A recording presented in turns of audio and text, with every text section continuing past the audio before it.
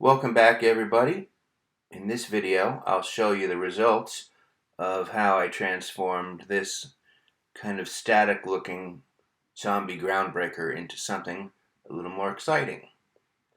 And here he is, out in his element. And you can see I gave him the LED eyes and attached him to a Christmas reindeer motor to give him some swaying motion. And also touched up the face with a little paint, a little black paint, a little red paint, and put the little zombie sign in front to hide the motor.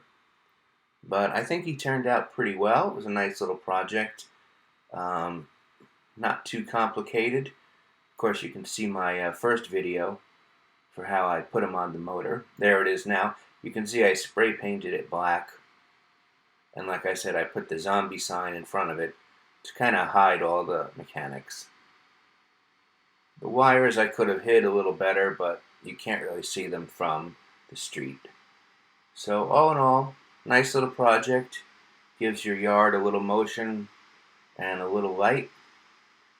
And with these deer motors, as I've said in my other videos, you can really do a whole lot, and it's quite easy.